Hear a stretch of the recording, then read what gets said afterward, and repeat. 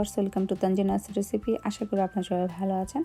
আজ আমি আপনাদেরকে ভীষণ মজার একটা পিঠার রেসিপি তৈরি করে দেখাবো। তা হচ্ছে ডিমের পান্তুয়া পিঠা।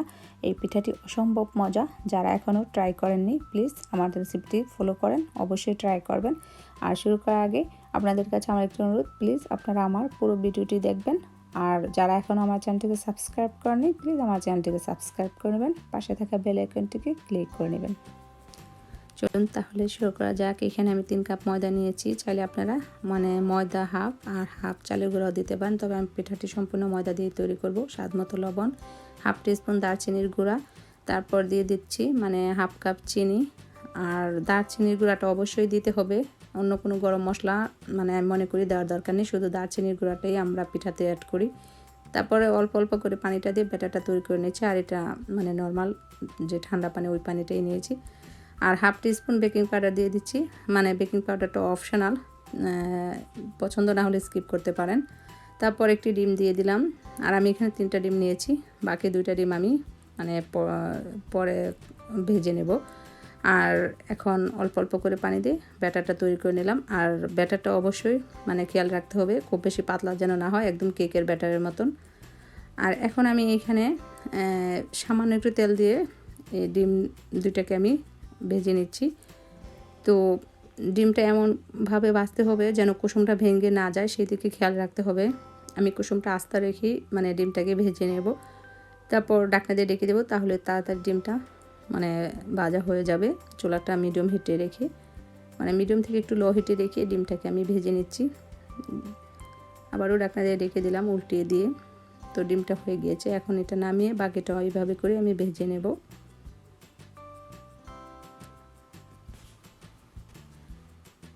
তো এখন এখানে পিঠাগুলো ভেজে নেব। তার জন্য একটা প্যানে পর্যাপ্ত পরিমাণ তেল দিয়েছি। আর ডিমটা এই ব্যাটারের মধ্যে এভাবে করে লাগিয়ে তেলের মধ্যে ছেড়ে দিচ্ছি। আর এখন যেহেতু ছোট আছে পিঠাটা, সেজন্য আমি 2টা একসাথে দিচ্ছি। যখন পরিমাণে যখন বড় হয়ে যাবে পিঠাটা, তখন একটি করে দেব। তো এই পাশ ওই পাশ উল্টিয়ে পিঠাটাকে ভেজে নিতে হবে। অবশ্যই ভালোভাবে একটু হালকা লাল করে ভেজে নিতে হবে, নয়তো বা অনেক সময় কাঁচা থাকে, খেতে ভালো লাগে না। তো এখন উঠিয়ে নিচ্ছি, আবারও ব্যাটারের মধ্যে লাগিয়ে এভাবে করে বারবার দিয়ে দেব। আর আমার আরও একটি ডিম সন্দির পিঠার রেসিপি দেওয়া আছে, লিঙ্কটি আমি ডেসক্রিপশন বক্সে দিয়ে দেব, চাইলে আপনারা দেখে নিতে পারবেন। তো দেখতেই পাচ্ছেন আমি কিভাবে দিচ্ছি এক এক করে বারবার। তো এখন আমি পিঠা দুটোটাকে উঠিয়ে নেব, তারপর একটি একটি করে দেব। আর 2টা একসাথে আর দেবো না, যেহেতু বারবার পিঠাটার মধ্যে ব্যাটারটা লাগানোর পরে পিঠাটা একটু ডাবল হয়ে গিয়েছে, সেজন্য আমি এখন একটি একটি করে ভেজে নেব। আর সাইডে দিয়ে এইভাবে করে একটু তেল দিলে তাড়াতাড়ি পিঠাটা উপর সাইডটা সুন্দর হয়ে যায়। তো এখন উল্টিয়ে দিচ্ছি। আর চুলার হিটটা মিডিয়াম হিটে রেখেই পিঠাটাকে ভেজে নিতে হবে।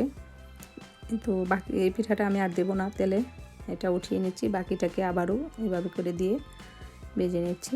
তো পিঠার 2টা যখন ভাজা হবে, তখন আমি পিঠাগুলোকে নামিয়ে একটু ঠান্ডা করে কেটে নেব। এখানে আমি 2টা পিঠেই ভেজে নিয়েছি, এখন পিঠাগুলো কেটে নেওয়ার পালা। তো প্রথমে আমি সাইডের এই বৃত্তগুলোকে একটু কেটে নিচ্ছি, দেখতে ভালো দেখা যাবে। তারপর মাঝখান থেকে এভাবে করে কেটে নিচ্ছি, যেন দুনো সাইডে ডিমটা থাকে। তো ওয়াও, মাশাআল্লাহ, খুব সুন্দর হয়েছে। আর লেয়ারগুলো খুবই সুন্দর দেখা যাচ্ছে পিঠার। তো এইভাবে করে আমি কেটে নেব, আপনারা আপনাদের পছন্দ মতো কেটে নেবেন, তারপর পরিবেশন করব।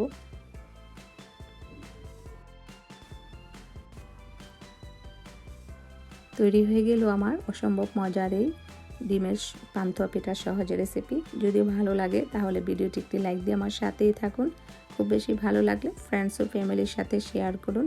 পিঠাটি কিন্তু খুবই সুন্দর হয়েছে এবং খুবই মজা, অবশ্যই ট্রাই করবেন। আর প্রত্যেকটা লেয়ার কিন্তু স্পষ্ট দেখা যাচ্ছে, দেখতেই পাচ্ছেন। তো আজ এই পর্যন্তই, সবাই ভালো থাকুন, সুস্থ থাকুন, আল্লাহ হাফেজ।